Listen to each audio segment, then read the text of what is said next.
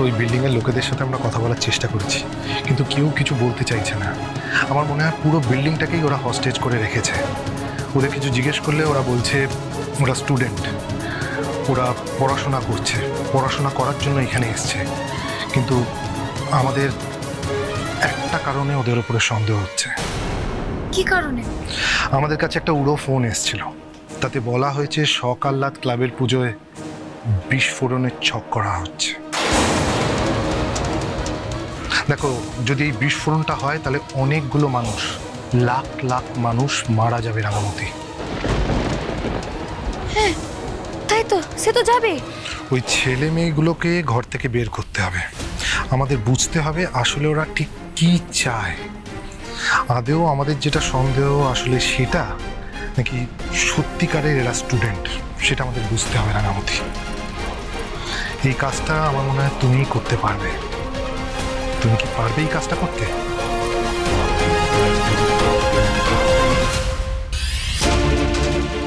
দেখো রাঙামতি, তোমার দুটো কাজ থাকবে।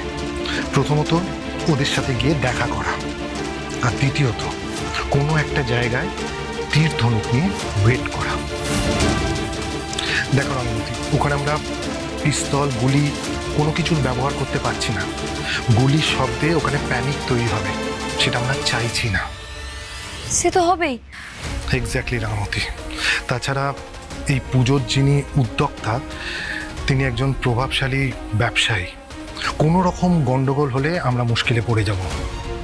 আমরা সেই জন্যই ওখানে আর্ম ফোর্স নিয়ে রেড করতে পারছি না। আমাদের না খুব নর্মালভাবে ছেলেগুলোকে মিট করতে হবে। তুমি এই কাজটা করতে পারবে? পারবো। দেখো রাঙামতি, ভালো করে চিন্তা করে বলো। তার কারণ মিস্টার বোস কিন্তু চায় না তুমি আমাদের সাথে এই মিশনে থাকো। দেখ, উড়ানবাবু বা বাড়ির লোকেরা কেন আমাকে বারণ করে সেটা আমি বুঝি। ওরা আমার নিরাপত্তাটা নিয়ে দুশ্চিন্তা করে রে। কিন্তু কিন্তু এই বাচ্চাগুলানকে কেন তুলে নিয়ে এসেছে, আর কোথা থেকে বা তুলে নিয়ে এসেছে? সেটাই তো বোঝা যাচ্ছে না রাঙামতি। কিন্তু সেটা তো বুঝতেই হবে রে পুলিশ স্যার।